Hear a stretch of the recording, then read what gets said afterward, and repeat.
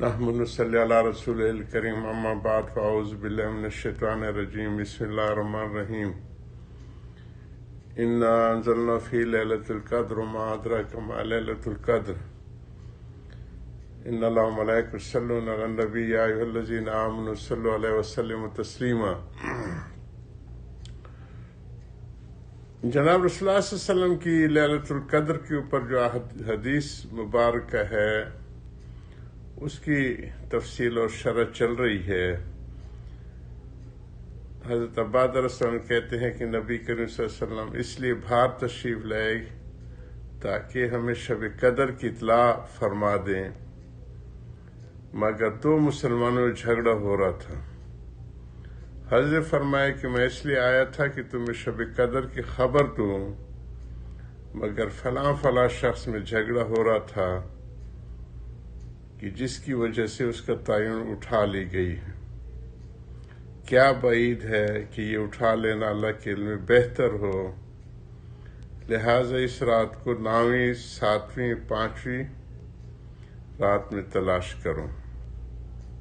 اسی کی تفصیل کل ہم نے کافی سنا دی تھی پہلے حصے کی۔ اب اس کے آگے بڑھتے ہیں جو حضرت فرمایا اس حد تک ہم پہنچے تھے کہ اللہ سبحانہ تعالی دانا اور بینا جاننے والے ہیں اور دیکھنے والے ہیں، قلوب کے حال کو اچھی طرح جاننے والے ہیں۔ اس سے خوب واقف ہے کہ کون سا ترک تعلق دنیا کی خاطر ہے، کون سا اپنی وجاہت میری شان و شوکت رہو میرا اور کسر شان اور بڑائی کی وجہ سے ہے کہ میری شان کو کیوں توڑا ہے، اس کی وجہ سے ہے۔ یہ تو انسان کے خود اس کے دل گواہی دیتا ہے کہ میرے اپنی نفسانیت کی وجہ سے۔ ویسے تو ہر شخص اپنے کینے اور بغض کو دین کی طرف منسوب کر ہی سکتا ہے۔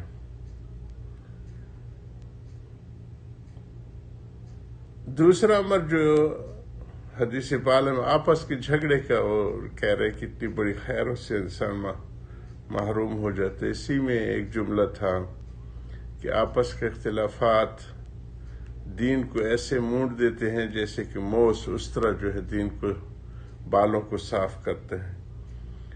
اس سے آگے بڑھتے ہیں، اس کا جو دوسرا حصہ ہے، دوسرا امر جو حدیث بالے میں معلوم ہوتا ہے وہ حکمت الہی کے سامنے رضا اور قبول و تسلیم ہے کہ باوجود اس کے کہ شب قدر کی تعین کا اٹھ جانا صورتاً بہت ہی بڑی خیر کا اٹھ جانا تھا، لیکن چونکہ اللہ کی طرف سے ہے اس لیے حضور صلی اللہ علیہ وسلم کا ارشاد ہے کہ شاید ہمارے لیے یہی بہتر ہو۔ نہایت عبرت اور غور کا مقام ہے۔ اللہ جل شانہ کی رحیم و کریم ذات بندے پر ہر وقت مہربان ہے۔ اگر بندہ اپنی بدعمالیوں سے کسی مصیبت میں مبتلا ہو جاتا ہے تب بھی اللہ جل جلالہ کی طرف سے تھوڑی سی توجہ اور اقرار عجز کے بعد اللہ کا کرم شامل حال ہو جاتا ہے، اور وہ مصیبت بھی کسی بڑی خیر کا سبب بنا دی جاتی ہے، اور اللہ کے لیے کوئی چیز مشکل نہیں۔ چنانچہ علماء نے اس کے اخفاء میں بھی چند مسائل ارشاد فرمائے ہیں۔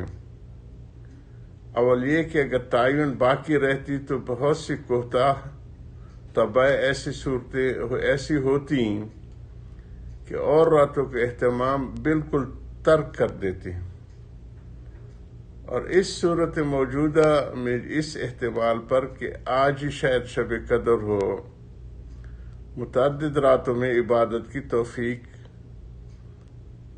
طلب والوں کو نصیب ہو جاتی ہے۔ دوسری یہ کہ بہت سے لوگ ہیں کہ معاصی کے بغیر ان سے رہا ہی نہیں جاتا۔ تعین کی صورت میں اگر باوجود معلوم ہونے کے اس رات میں معصیت کی جرت کی جاتی تو سخت اندیشہ ناک تھا۔ نبی کریم صلی اللہ علیہ وسلم ایک مرتبہ مسجد میں تشریف لائے کہ ایک صحابی رسول اللہ سو رہے تھے۔ آپ نے حضرت علی کرم اللہ وجہہ سے ارشاد فرمایا کہ اس کو جگا دو تاکہ وضو کر لیں۔ حضرت علی کرم اللہ وجہہ نے جگا تو دیا، مگر حضور صلی اللہ علیہ وسلم نے پوچھا کہ آپ تو خیر کی طرف بہت تیزی سے چلنے والے ہیں، آپ نے خود کیوں نہیں جگایا، خود کیوں نہیں جگا دیا؟ حضور نے فرمایا مبادا انکار کر بیٹھتا اور میں نے کہنے سے انکار کفر ہو جاتا، تیرے کہنے سے انکار پر کفر نہیں ہوگا۔ تو اس طرح حق سبحانہ و تقدس کی رحمت نے گوارا نہ فرمایا کہ اس عظمت والی رات کے معلوم ہونے کے بعد کوئی گناہ پر جرأت کرے۔ تیسری یہ کہ تعین کی صورت میں اگر کسی سے وہ رات اتفاقاً چھوٹ جاتی تو آئندہ راتوں میں افسردگی وغیرہ کی وجہ سے پھر کسی رات کا بھی جاگنا نصیب نہ ہوتا، اور اب رمضان کی ایک دو رات تو کم از کم ہر شخص کو میسر ہو جاتی ہیں۔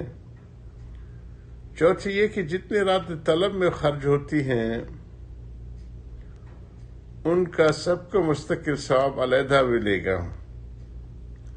پانچواں یہ کہ رمضان کی عبادت میں حق تعالی جل شانہ ملائکہ پر تفاخر فرماتے ہیں، جیسے کہ پہلی روایت میں معلوم ہو چکا۔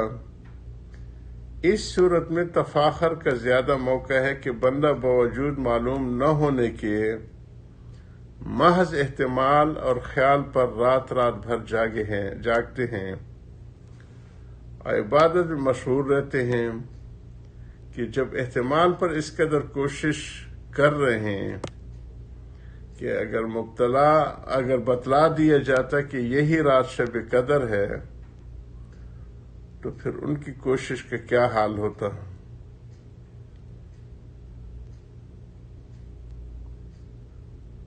اس کے علاوہ اور بھی مسائل ہو سکتی ہیں۔ ایسے امور کی وجہ سے عادت اللہ یہی جاری ہے کہ اس نوع کی اہم چیزوں کو مخفی فرما دیتے ہیں، چنانچہ اسم اعظم کا مخفی فرما دیا۔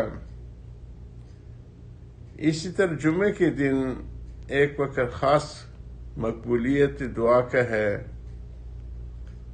اس کو بھی مخفی فرما دیا۔ ایسی اور بہت سی چیزیں اس میں شامل ہیں۔ یہ بھی ممکن ہے کہ جھگڑے کی وجہ سے اس خاص رمضان مبارک میں تعین بھلا دی گئی ہو، اس کے بعد دیگر مسائل مذکوروں کی وجہ سے ہمیشہ کے لیے تعین ہٹا دی ہو۔ تیسری بات جو اس حدیث پاک میں وارد ہے وہ شب قدر کی تلاش کے لیے 3 راتیں ارشاد فرمائی ہیں، 9ویں، 7ویں، 5ویں۔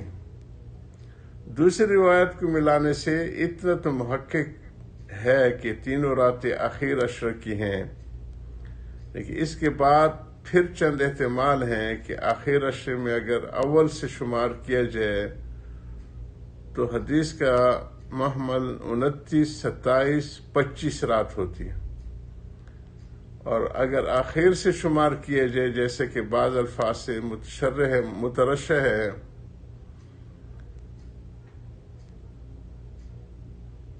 تو پھر 29 کی چاند کی صورت میں 21، 23، 25 اور 30 کی چاند کی صورت میں 22، 24، 26 ہے۔ اس کے علاوہ بھی تعین ہے، روایات بہت مختلف ہیں، اس وجہ سے علماء کے درمیان میں اس کے بارے میں بہت کچھ اختلاف ہے۔ جیسے کہ پہلے ذکر ہوا کہ 50 کے قریب علماء کے اقوال ہیں۔